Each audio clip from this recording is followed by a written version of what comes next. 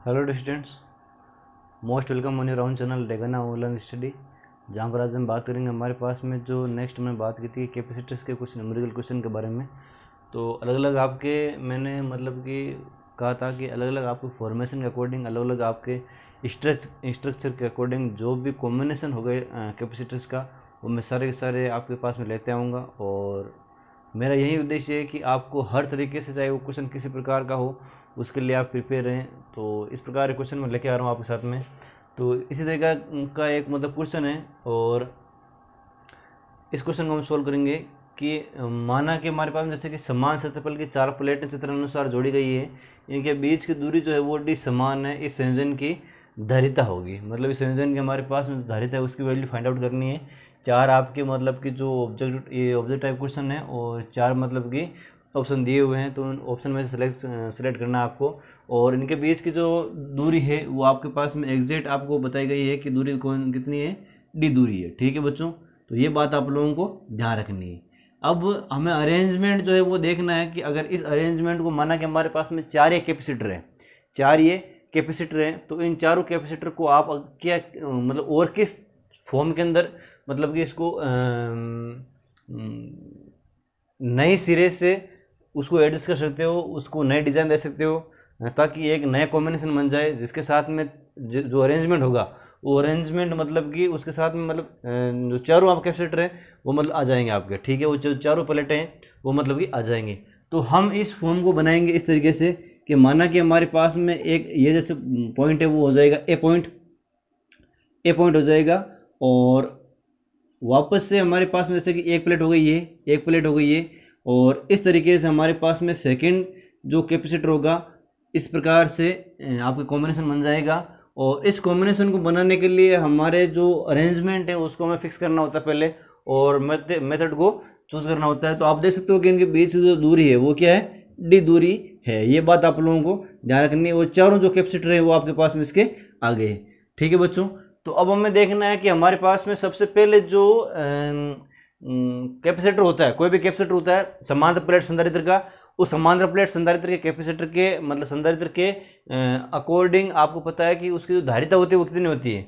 समांतर प्लेट संधारित्र की जो धारिता होती है वो होती है C is equal to A epsilon naught upon D के रूप में। ठीक है बच्चों, तो अब यहाँ पर हम बात करेंगे कि ये जो दोनों कैपेसिटर है, ये दोनों कैपेसिटर जो है इनके बीच के अंदर हमारे पास जैसे कि ये तो हो गया C1 माना कि, और ये हो गई C1 की धारिता, ये हो गई C2 की धारिता। तो दोनों समांतर प्लेट संधारित्र है, तो दोनों समांतर प्लेट संधारित्र की धारिता जो होगी वो कितनी हो जाएगी। जैसे कि हमारे पास C1 की धारिता ये है, तो C2 धारिता कितनी हो जाएगी, ए एप्सिलॉन नॉट अपॉन डी के रूप में। तो C डैश की वैल्यू कितनी हो जाएगी, टोटल कितनी हो जाएगी धारिता जो है वो ए epsilon naught upon D plus ए एप्सिलॉन नॉट अपॉन डी। तो इसकी तुल्य धारिता हो जाएगी 2a epsilon naught upon D के रूप में। ठीक है बच्चों, कुछ नहीं करना है, बस सिंपल सा एक मेथड याद रखना है और फॉर्मूला याद रखना है कि हमारे पास में धारिता होती है वो होती है उसके परिष्ठ क्षेत्रफल, धारिता जो होती है वो परिष्ठ क्षेत्रफल के मतलब व्युत्क्रमण समानुपाती, निर्वात की जो आपकी विद्युतशीलता है उसके समानुपाती, और दूरी के व्युत्क्रमानुपाती होती है जो धारिता होती है वो। ये भी चीज़ आप लोगों को ध्यान रखनी है और इस फॉर्मेशन के अकॉर्डिंग हम लोग चीज़ समझेंगे। ठीक है बच्चों, तो इस तरीके से हमने ये अरेंजमेंट कर लिया है। होप कि आपको ये क्वेश्चन इंटरेस्टिंग लगे और इसका जो स्क्रीनशॉट है आप ले सकते हो। और आगे हम बात करेंगे हमारे पास में जो नेक्स्ट क्वेश्चन है उसके बारे में।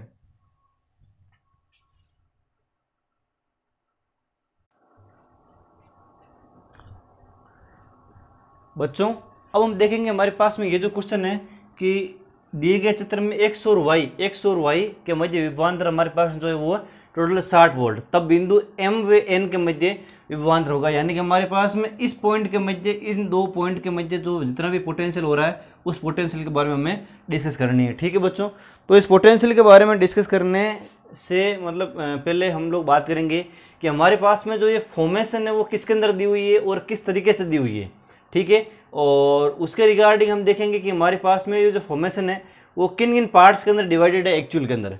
तो आप देख सकते हो कि हमारे पास में ये जो हमारे पास में एक्स और वाई है, इस एक्स और वाई के बीच में जो कैपेसिटर हैं वो कैपेसिटर मतलब कि उन दोनों के साथ साथ में, उन कैपेसिटरों के साथ साथ में ये कुछ पॉइंट्स के अकॉर्डिंग भी मतलब कि एक सीरीज के अंदर भी मतलब कि ये उपस्थित हैं। तो सीरीज के अंदर उपस्थित इस प्रकार से आपके कि x जो है उससे चल करके एक रेखा निकलती है, एक लाइन है, कोई कंडक्टर है, उसके साथ में 2 कूलाम का यहाँ पर आप कह सकते हो कि 2C एक वैल्यूबल कैपेसिटर वो जुड़ा हुआ है, उसके साथ में m पॉइंट जुड़ा हुआ है, और वापस से m और n के मध्य C कैपेसिटर जुड़ा हुआ है, उसके बाद में n और y के मध्य 2C कैपेसिटर वो जुड़ा हुआ है। ठीक है बच्चों, तो आप ये चीज़ देख सकते हो। अब आप लोग आगे जो विचार करोगे वो इस प्रकार से है कि आपके पास में ये जो चीज़ है वो किसके अंदर आएगी, ये जो चीज़ है वो किसके अंदर आएगी, ये जो चीज़ है वो सारी मतलब कि सीरीज के अंदर आपके एक तरीके से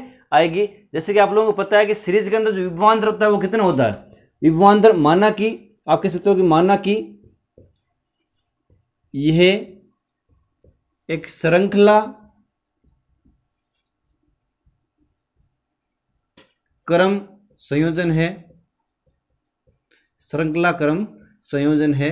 अतः उसमें क्या होता है कि विभ की जो वैल्यू होती है वो होती है V1 plus V2 plus V3, यानी कि V इजिकल हो जाएगा Q बाई, जैसे कि हमारे पास में कैपेसिटर की कुछ वैल्यू प्लस Q बाई कुछ कैपेसिटर की value plus Q by capacitor की कुछ वैल्यू। ठीक है बच्चों, इस प्रकार से होता है हमारे पास फॉर्मेशन। तो इस फॉर्मूले को आगे हम देखेंगे कि हमारे पास में जो जैसे कि V1 V2 और V3 की जो हमारे पास वैल्यूज़ है वो वैल्यूज़ कहाँ से निकलेगी, वो वैल्यूज आपको निकलेगी कि हमारे पास में जैसे कि यहाँ पर कुछ ना कुछ पॉइंट दिया हुआ नहीं है, तो हमारे पास में हम कह सकते हैं कि ये जो डिवाइडेशन है वो अलग है लेकिन इसके सेम है। तो इस फॉर्मेशन को तो कैलकुलेट कर ले, जैसे कि हमारे पास में x और m के मध्य जो 2C कैपेसिटर है वो आ जाएगा, m और n के मध्य C कैपेसिटर आएगा। यहाँ पर सिंबल कुछ है नहीं, कुछ पॉइंट है नहीं, तो बस एक m रखेंगे और y और n के मध्य जो कैपेसिटर आ जाएगा वो 2C आ जाएगा।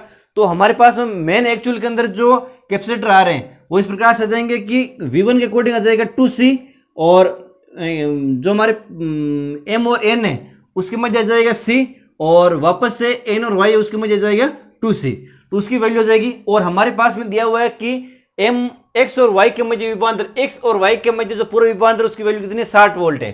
तो हमारे पास हम कह सकते हैं कि 60 बराबर कितनी हो जाएगी वैल्यू, 2C कॉमन लिया तो 2C 1 का Q plus 2Q plus Q। ठीक है बच्चों, तो 60 बराबर हो जाएगा 2Q 4Q अपॉन 2C। ठीक है बच्चों, तो 60 बराबर 2Q अपॉन C के अकॉर्डिंग। ठीक है बच्चों, तो यहां पर आप देख सकते हो कि 2Q इजिकल हो जाएगा 60C, तो Q इजिकल हो जाएगा कितना, 30C। ठीक है, तो आप यही फॉर्मेशन आप देखते हो कि अतः चूंकि Q इजिकल होता है CV, तो इस प्रकार से V की वैल्यू कितनी आ गई, V की वैल्यू होगी 30 वोल्ट। तो हमारे पास में आंसर कितना हो जाएगा, इसका डी आंसर है वो क्या है, राइट है। ठीक है बच्चों, तो आप इस प्रकार से फॉर्मेशन देख सकते हो। पॉइंट्स के अकॉर्डिंग ध्यान रखना है कि पॉइंट्स के अकॉर्डिंग जो कैपेसिटर वो डिवाइडेशन किस प्रकार से, यहाँ पर कोई पॉइंट नहीं दिया हुआ है, तो पॉइंट नहीं दिया तो उसके रीजन से क्या होगा कि यहाँ पर जो कैपेसिटर है उसकी हम एक ही दोनों की जो वैल्यूज है वो काउंट करेंगे, ना कि अलग अलग। अगर यहाँ पर कुछ अलग अलग होता तब उस कंडीशन में माना कि हमारे पास में यहाँ पर माना कि A और B है, तो A और B के अकॉर्डिंग ये जो कैपेसिटर आते तो उस कैपेसिटी कुछ ना कुछ वैल्यूज हमारे पास में दी हुई होती। ठीक है बच्चों, तो आप इस प्रकार से क्वेश्चन को देख सकते हो और इसका स्क्रीनशॉट भी ले सकते हो। और बात करते हैं अब आगे वाले क्वेश्चन के अंदर।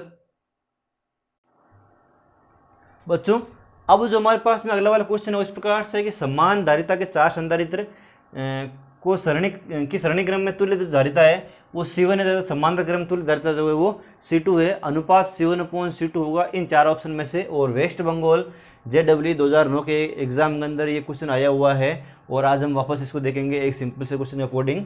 तो आपको पता है कि C1 की जो वैल्यू वो तुल्य धारिता के अकॉर्डिंग दी हुई है। किसके अकॉर्डिंग दी हुई है, तुल्य धारिता के अकॉर्डिंग दी हुई है। तो हमारे पास हो जाएगा 1/C1 is equal to 1/C plus 1/C plus 1/C plus 1/C। 4 संधारित्र है इस प्रकार से, तो ये वैल्यूशन हो जाएगी आपके पास में 1/C1 बराबर 4/C।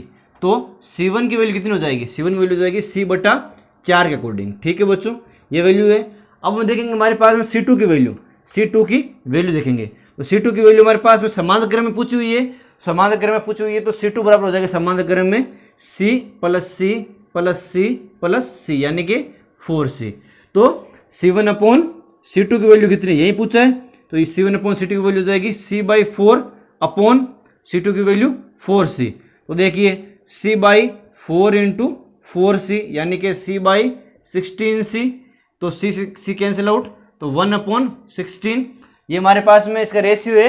तो रेशियो 1/16 है, तो ऑप्शन आप किसने कौन सा सेलेक्ट हो जाएगा, ऑप्शन जो भी है आपके पास में वो एकदम एक्यूरेटली राइट हो जाएगा। तो आप इसका एक बार स्क्रीनशॉट ले सकते हो और सिंपल सा ये, ज़्यादा कोई लोड लेने वाली बात है नहीं इसमें। तो इस प्रकार से हम नेक्स्ट क्वेश्चन को आगे देखते हैं बच्चों। अब हमारे पास में जो नेक्स्ट क्वेश्चन है वो इस प्रकार से है कि 5 संधारित्र जिनमें प्रत्येक की धारिता 10 माइक्रोफेरेड है को 100 वोल्ट का डीसी विभवांतर दिया गया है। इनको संयोजन परिपथ चित्र अनुसार है, तो ए व बी बिंदुओं के मध्य जो तुल्य धारिता आपके पास में वो काउंट करनी है और इन ऑप्शन में से कौन सा ऑप्शन राइट है उस सोल्व के अकॉर्डिंग वो हमें देखना है। तो आपको पता है कि ये जो फॉर्मेशन है वो एक व्हीटस्टोन ब्रिज के आधार पर है, और व्हीटस्टोन ब्रिज के अंदर जो कंडीशन है वो इस प्रकार से होती है कि उसके जो जितने भी कैपेसिटर्स हैं उनमें से सिर्फ और सिर्फ 4 कैपेसिटर की वैल्यूशन को हम फाइंड आउट करते हैं। जैसे कि हमारे पास माना कि इसको हमने वैल्यू दे दी C1, ये वैल्यूशन हो गई C2, ये वैल्यूशन हो जाएगी C3 और ये वैल्यूशन हो जाएगी C4 के अकॉर्डिंग। ठीक है बच्चों, तो इस प्रकार से हम बात करते हैं। तो C1, C2, C3 और C4 ये चीज़ें, तो आपको पता है कि सबसे पहले हमारे पास में जो बीच वाला जो है, आपको पता है कि ये 5 कैपेसिटर यहाँ पर दिए हुए हैं, लेकिन 5 हम यूज़ में क्यों नहीं ले रहे, क्योंकि इसकी जो कैपेसिटर के कारण जो वैल्यूज़ है वो हमेशा हमारे पास में 0 होगी। किसकी वैल्यू 0 होगी, इस कैपेसिटर की कंप्लीट वैल्यू 0 हो जाएगी, क्योंकि साइड के अंदर जो इसके सरणीक्रम में कैपेसिटर हैं उनकी कुछ ना कुछ जो एनर्जी वो बन रही है, कहने का मतलब है जो इलेक्ट्रिसिटी वो बन रही है। ठीक है बच्चों, आवेश प्रवाह जो है वो हो रहा है। ठीक है, तो यहाँ पर जो 10 माइक्रोफेरेड बीच वाला है C5 हम बात कर सकते हैं हमारे पास में कि ये जो C5 है इसकी जो वैल्यू वो हमारे पास में क्या हो जाएगी, ये वैल्यू 0 हो जाएगी। ठीक है, तो C1/C2 आपको पता है कि C1/C2 इजिकल टू C3/C4, ये वैल्यूशन आपके पास में रहनी है। ठीक है बच्चों, तो ये वैल्यूशन जब रहनी है तो इसकी जो आगे कंडीशन है उस प्रकार से आ जाएगी कि आगे कंडीशन हम बात करेंगे कि एक तो ये जो चीज़ है, ये जो चीज़ आपके पास में, ये जो चीज़ है वो किस फॉर्मेशन आधार बनी हुई है, यानी कि सरणी क्रम में है कि समांतर क्रम में है, और ये जो चीज़ है वो किसके आधार पर बनी हुई है। तो ये जो दोनों चीज़ें हमारे पास में वो सरणी क्रम के आधार पर बनी हुई है। तो हम देखेंगे कि यहाँ पर हम बात कर रहे हैं C डैश के बारे में। C डैश की जो वैल्यू वो कितनी हो जाएगी, C डैश जो वैल्यू वो हो जाएगी आपके पास में कि 10 × 10/10 + 10। ठीक है बच्चों, आप पास में पता है आपको कि 100/20 यानी कि 5 माइक्रोफेरेड की वैल्यू यहाँ से प्राप्त होती है C डैश के ऊपर वाले से, और C डबल डैश की जो वैल्यूशन है वो प्राप्त होती है C डबल डैश इजिकल हो जाएगा 10 × 10 उसी की तरह से 5 माइक्रोफेरेड। ठीक है बच्चों, तो आपको पता है कि C ट्रिपल डैश या फिर हम बात कर सकते हैं C6 की जो वैल्यू है या C5 की जो वैल्यू हमारे पास में वो कितनी आ जाएगी, हम कोई भी एक मान दे देंगे उसको, तो C5 की वैल्यू हमारे पास में आ जाएगी 5 माइक्रोफेरेड + 5 माइक्रोफेरेड बराबर 10 माइक्रोफेरेड। तो इनमें से कौन सा ऑप्शन आपके पास में सही है, आपके पास में ऑप्शन है वो C ऑप्शन है, वो आपके पास में क्या है, ये सही है, इसका आंसर जो है वो। ठीक है, और CPMT 1996 के अंदर ये क्वेश्चन जो है वो आया हुआ है, ये बात आप लोगों को ध्यान रखनी है। रिपीटेड क्वेश्चन नहीं है, मैं कोई भी जो क्वेश्चन है वो आपके पास में बिना कोई रिपीटेड क्वेश्चन या कॉम्पिटेटिव एग्जाम के बिना मैं क्वेश्चन आपको यहाँ पर लाता भी नहीं हूँ, और सारे के सारे जो क्वेश्चन है वो कोई ठीक है लिख नहीं पाता हूँ, बाकी सारे के सारे क्वेश्चन जो आपके पास में वो इसके कॉम्पिटेटिव एग्जाम के ही हैं, तो आप इसका एक बार स्क्रीनशॉट ले सकते हो। अब हम बात करेंगे नेक्स्ट हमारे पास में जो लास्ट क्वेश्चन है उसके बारे में।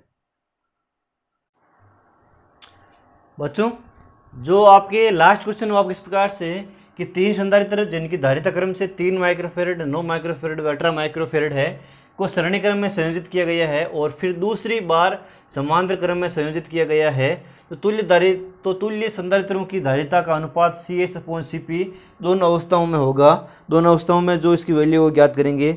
ठीक है बच्चों, और हमारे पास में जो कहने का मतलब है कि इसके ऑप्शन दिए हुए हैं, उन ऑप्शन में से कौन सा ऑप्शन आपके सही होगा उसको आपको ये चीज़ क्लिक करनी है। और CPMT 1919 के अंदर ये क्वेश्चन आया हुआ है आपके पास में, 1990 के अंदर CPMT के अंदर आपका जो एग्ज़ाम है वो, तो हम देखेंगे इसके जो सोल्यूशन है आपको इस प्रकार से कि सी एस की जो वैल्यू आपके पास में सर्वप्रथम आती है कि सी एस की आपको पता है वैल्यू हो जाएगी कि आपके जो 3 है, कहने का मतलब है कि अगर सी एस की वैल्यू हम इस प्रकार से लें कि सी एस इजिकल हो जाएगा 1/3 प्लस 1/9 प्लस 1/18। ठीक है बच्चों, तो 1/cs की वैल्यू कितनी हो जाएगी, 1/cs की वैल्यू हो जाएगी 18, तो 6 प्लस 2 प्लस 1 यानी कि 9/18, यानी कि आप कह सकते हो आप इसकी जो वैल्यू हो जाएगी 1/2, और ये 1/cs की वैल्यू है तो cs की वैल्यू हो जाएगी आपके पास में सिर्फ और सिर्फ 2 के अकॉर्डिंग। ठीक है बच्चों, और इसी तरीके से हम बात करेंगे कि आपके पास में जो सीपी की वैल्यू है वो कितनी आती है।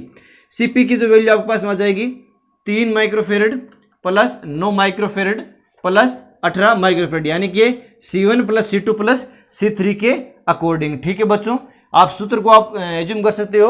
और अब जो ये वैल्यू कितनी आ जाती है, ठीक है, तो ये आप कह सकते हो कि सीपी की जो वैल्यू आ गई 30 माइक्रोफेरेड के अकॉर्डिंग। ठीक है बच्चों, ये 30 माइक्रोफेरेड के अकॉर्डिंग आ गई। तो अभी इसका जो अनुपात है सी एस अनुपात सी एस अपॉन सीपी की जो वैल्यू कितनी आ जाएगी, सी एस का मान हमारे पास में दिया हुआ है 2 और सीपी की वैल्यू कितनी हुई है, सीपी की वैल्यू दी हुई है 30। तो आपको पता है कि 2/30 यानी कि 1/15। तो हम कह सकते हैं कि अनुपात सी एस या सी एस अनुपात सीपी की जो वैल्यू है वो जाएगी 1/15। तो ये हमारे पास में आंसर आया, तो ये हमारे पास आंसर आया, तो ये आंसर कितना हो गया, फर्स्ट आपका क्वेश्चन जो है वो राइट है, जो ऑप्शन है वो। ठीक है बच्चों, तो इस तरीके से हमने ये चीज़ निकाल ली है। तो इसके अकॉर्डिंग आप कंप्लीट जो लेक्चर है उसका जो एनालिसिस है वो कर सकते हो, और जो क्वेश्चन है उसका एनालिसिस कर सकते हो, और विभिन्न तरीके के जो क्वेश्चन है मैं आपके लिए 1-2 वीडियोस और बनाने का प्रयास करूंगा, ताकि आपको जितना जो अच्छा रिस्पॉन्स है वो उसके कॉम्पिटिटिव जैसे कि क्वेश्चन के अकॉर्डिंग जितनी जो रुचि है वो बनी रहे, और मेरा भी जो मनोबल है वो बढ़ता रहे कि हाँ बच्चे जो है वो इस क्वेश्चन के इससे कॉम्पिटिटिव क्वेश्चन के लिए कितने एग्री हैं या अग्रसर हैं। ठीक है बच्चों, तो तब तक के लिए जय हिंद जय भारत।